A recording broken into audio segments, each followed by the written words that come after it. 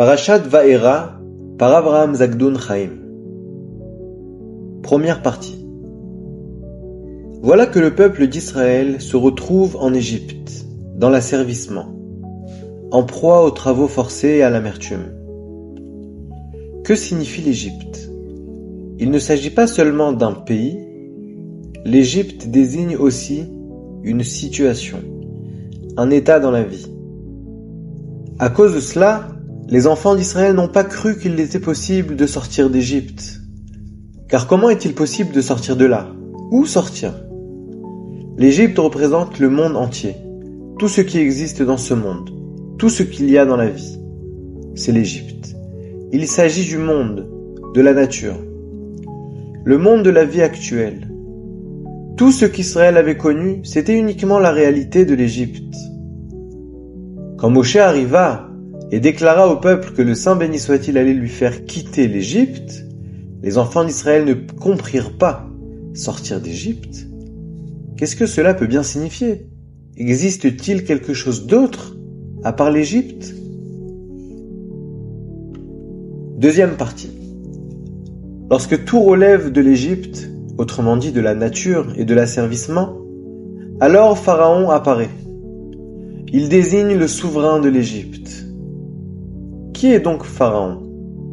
Ce terme, si l'on peut s'exprimer ainsi, représente le Saint béni soit-il qu'il est impossible de connaître. Il est alors possible de savoir qu'il se trouve ici.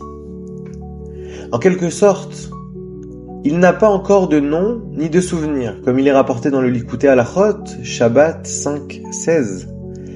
Avant la sortie d'Égypte et le don de la Torah, avant même qu'Israël ne soit désigné comme un peuple spécial, Dieu n'avait pas encore de nom. Ainsi, il n'était pas possible de le connaître. C'est l'aspect de Pharaon, le roi d'Égypte. Que signifie cette dernière expression? Il s'agit du roi du monde, l'Égypte représentant le monde entier. Il règne sur tout, mais il n'est que Pharaon. Que cela signifie-t-il? Ce mot en hébreu, paro, possède les mêmes lettres que le mot ha'oref, la nuque. Autrement dit, il dissimule son visage. Tout ce que l'on voit ne correspond seulement qu'à la nuque, car son visage, on ne le discerne pas. C'est pourquoi il est impossible de le connaître. Ceci est comparable à un homme qui connaît son prochain uniquement parce qu'il voit son visage. Ainsi en est-il de Dieu. Étant donné qu'en Égypte, il dissimulait son visage, on ne le connaissait pas du tout. Sans nom ni souvenir, c'est là le sens de Pharaon, le souverain égyptien. Troisième partie. Le Saint béni soit-il fit sortir Israël de l'Égypte. Il nous donna la sainte Torah, afin de prendre conscience qu'il existe une divinité qui règne et qui domine sur tout. C'est un roi vivant et éternel à jamais, pour l'éternité des éternités. Nous sommes ses enfants et ses serviteurs, de sorte que grâce à la Torah, on mentionne son nom constamment au quotidien. C'est pourquoi toutes les mitzvot constituent un rappel de la sortie d'Égypte, car c'est seulement en dehors de l'Égypte que le souvenir se manifeste.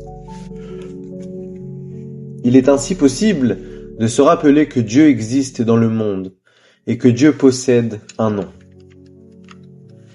C'est ce qui est écrit dans le livre de Daniel au chapitre 9. « Et maintenant, l'Éternel notre Dieu, toi qui as fait sortir ton peuple du pays d'Égypte, par une main puissante, en te faisant un nom comme aujourd'hui. » Cela signifie que le Saint béni soit-il s'est fait un nom et un souvenir, en faisant sortir Israël de l'Égypte, et en nous octroyant la Torah, qui vient nous rappeler en permanence que Dieu existe, donne vie et assure sa providence sur toute chose.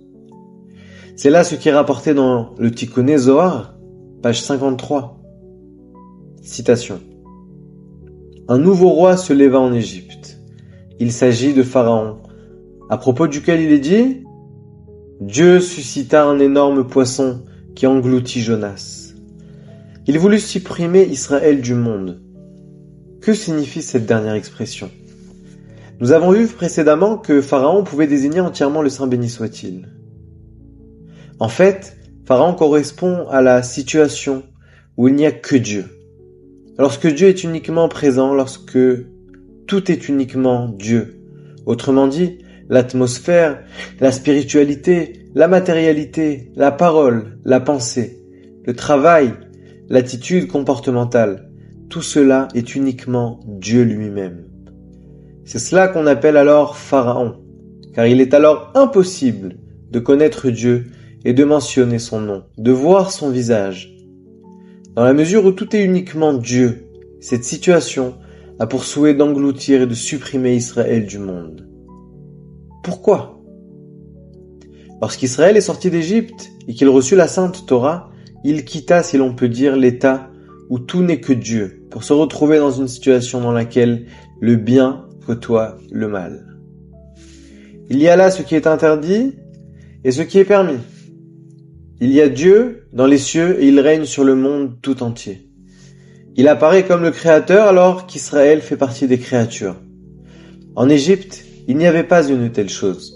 La situation de l'Égypte correspond à l'état où le Créateur et la créature sont parfaitement unifiés.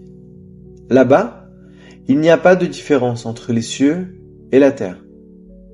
Mais en Israël, il y a les cieux avec Dieu, et puis il y a la terre, où se déploient les actions des êtres d'en bas, qui servent leur Créateur en mentionnant son nom et en apprenant à le connaître. La situation de l'Égypte et de Pharaon a pour but, dans chaque génération, de détacher Israël de la Torah, en le faisant revenir à l'Égypte, à la situation égyptienne, dans l'état où tout n'est qu'unité, sans nom ni souvenir, comme le monde de la nature, comme la nature relève entièrement de la providence de Dieu, mais on ne le voit pas là-bas. Il n'a pas de nom ni de souvenir là-bas, car la nature, c'est la nature. La situation est ainsi, c'est comme ça. C'est la vie qu'offre la nature. C'était l'Égypte. Et cet état recherche toujours à l'engloutir Israël à nouveau. Comme s'il disait à Israël, vous êtes sortis d'Égypte et vous avez reçu la Torah afin de servir Dieu, mais Dieu se trouve en Égypte. L'Égypte, c'est tout entier lui. Et le roi Égypte, c'est Pharaon. Qui est Pharaon ? Il représente Dieu dans sa totalité. C'est pourquoi il est impossible de comprendre qu'il s'agit de Dieu. C'est la vie courante aux prises avec la nature, à l'intérieur du monde de Dieu. Cependant, il est interdit à Israël de retourner en Égypte, car dans chaque génération, on se lève contre nous, afin de nous faire disparaître le nom d'Israël et la Sainte Torah. En effet, Israël a reçu la Torah. Il a reçu cette mission dans ce monde. Elle consiste à servir l'Éternel à travers la Torah et l'accomplissement des mitzvot, dans le but de dévoiler que le Saint béni soit-il possède un nom, que Dieu possède un souvenir au sein de chaque chose au monde. Nous sommes sortis d'Égypte, nous sommes sortis de la nature, du Teva, nous sommes sortis de la situation où tout était Dieu afin de le servir, afin de savoir comment le servir, comment se rapprocher de lui, comment le connaître.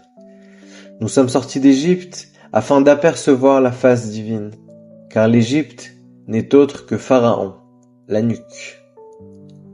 Nous sommes sortis d'Égypte afin de contempler et de connaître Dieu, ce qui correspond à la notion de panim, de face. Tout cela arrive lors de la première délivrance. Nous sommes sortis d'Égypte dans la précipitation, rapidement, ce qui va à l'encontre de la nature, car chez elle, tout se fait lentement. La précipitation consiste ici à sauter par-dessus le chemin de la nature. À Pessah, le Saint béni soit-il a sauté, en quelque sorte, en passant au-dessus du processus habituel de la nature où tout se fait plus lentement. En effet, pour sortir d'Égypte, il faut s'extraire de la nature, autrement dit, du Saint béni soit-il qui se trouve dans la nature. S'extraire de la providence reliée à la nature. Nous avons quitté l'Égypte pour rejoindre la providence de la Sainte Torah, de sorte que maintenant la providence divine qui veille sur Israël se manifeste à travers la Torah et non par la voie de la nature.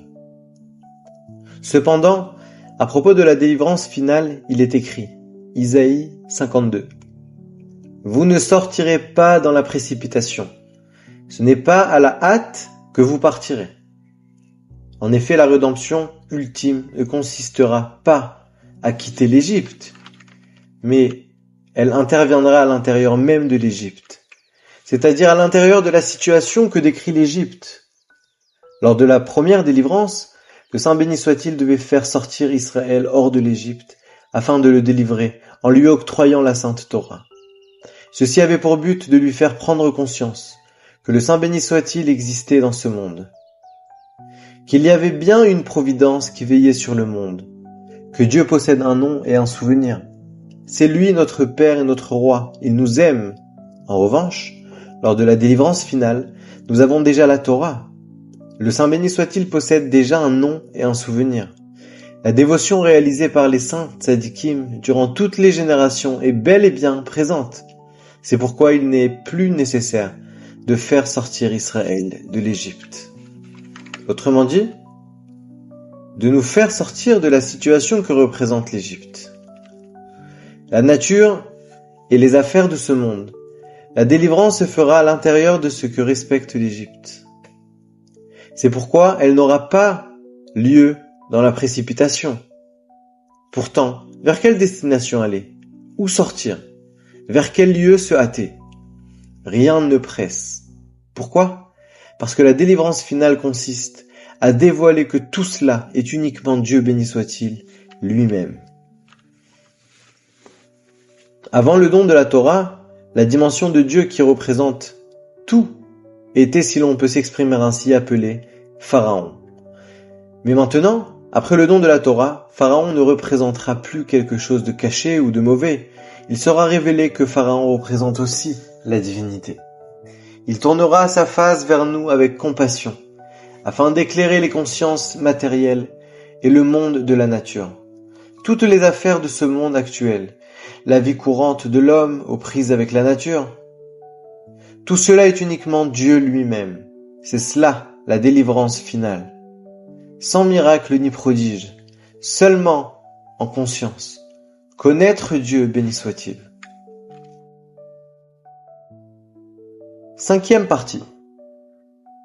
Voici ce qui est rapporté dans les Tikkunim Chadashim du Ramchal, Tikkun 18. Cette Torah supérieure est réellement nouvelle, mais elle est dissimulée. Elle correspond vraiment au Yud. Elle ne se dévoilera que dans l'avenir. Comme il est écrit, car la terre sera remplie de la connaissance de Dieu.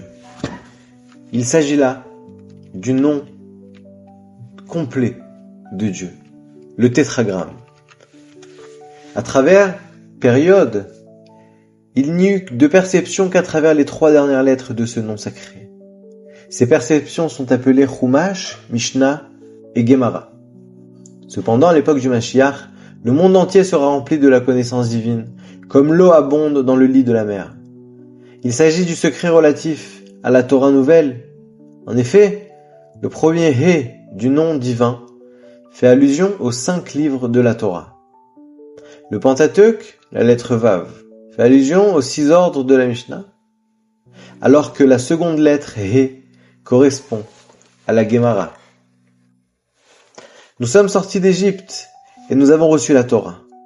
Cette Torah est appelée par le Ramchal, d'après les 3 dernières lettres du nom divin, le He, le Vav et le He, constituent l'ensemble de notre Torah actuelle. Le Ramchal déclare ici qu'il existe une Torah supérieure. Il s'agit d'un renouvellement de la Torah. Elle est mise en parallèle avec la lettre Yud du nom divin. Elle est cachée et dissimulée. De quoi s'agit-il?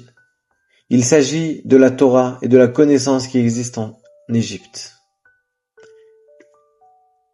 Nous ne pouvions pas la connaître, car là-bas, elle représentait le visage de Pharaon, la nuque. Cependant, à présent, étant donné que nous sommes sortis d'Égypte et que nous avons reçu de la Torah, qui relève des 3 dernières lettres du nom divin, La délivrance ultime consistera donc à dévoiler cette lettre Yud qui représente la Torah d'un degré supérieur. Il s'agit de la Torah qui était enfouie en Égypte. Cette Torah, cette connaissance, cette Torah d'un niveau supérieur relié à la lettre Yud est semblable à une vie simple et habituelle que mène un homme. À l'instar d'un homme qui ne pense à rien, sans aucune astuce, il mène une vie simple, comme la plupart des gens de ce monde.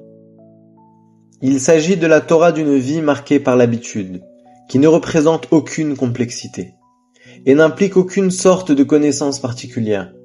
Il s'agit pourtant de la Torah supérieure, la plus élevée, beaucoup plus grande que toutes sortes de sainteté et de sagesse que l'on rencontre dans ce monde.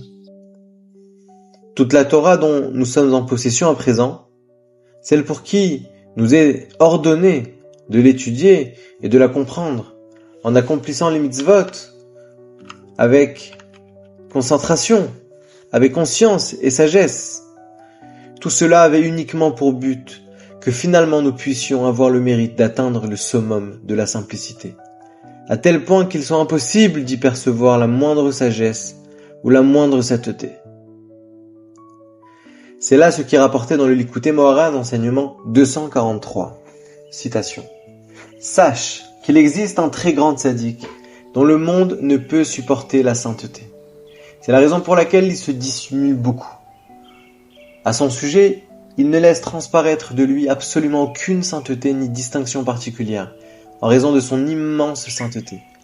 Cette notion fait écho à l'enseignement de nos sages. Tous les cantiques sont saints, mais le cantique des cantiques, Shir HaShirim, Kodesh Kodashim, c'est le saint des saints. En effet, si l'on examine le cantique des cantiques du début à la fin, on n'y trouvera absolument aucune mention d'une quelconque sainteté ou pureté. Cela s'explique, paradoxalement, par l'énorme sainteté que détient ce livre, ce qui a pour effet de n'y apercevoir aucune sainteté. Et c'est la raison pour laquelle il ne renferme aucun mot sacré ni pur. Fin de citation. De cette simplicité qui se dégage du très grand, juste qui a pu saisir cette Torah supérieure qui n'est autre que le terme ultime de la simplicité, dénuée de toute sagesse, c'est de là que le Saint béni soit-il en tire d'immenses plaisirs, précisément de cette simplicité, de ces hommes simples. C'est de là que le Saint béni soit-il éprouve un plaisir et un délice plus grand que toutes les sortes de sagesse et de sainteté qui existent dans le monde. En effet, la simplicité partage un point commun avec le cantique des cantiques, qui n'est autre que le saint des saints, infiniment plus élevé que toutes sortes de sainteté et de livres, remplis de connaissances sacrées et de sagesse merveilleuse. Cependant, le cantique des cantiques est au-delà d'eux, et c'est pourquoi aucune sainteté n'y est perceptible, aucune.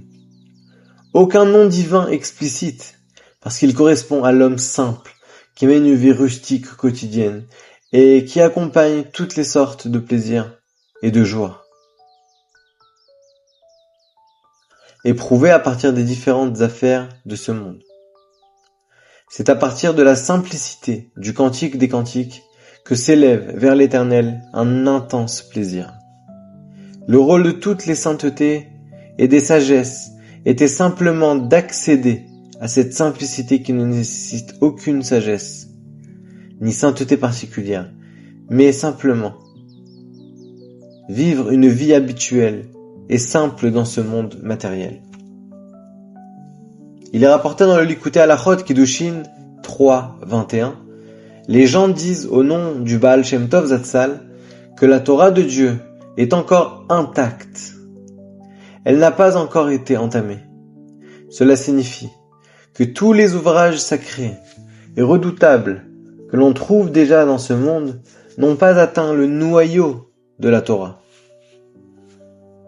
À ce niveau, le noyau de la Torah ne représente absolument aucune sagesse, mais uniquement l'unité de Dieu et la prise de conscience de ses bienfaits.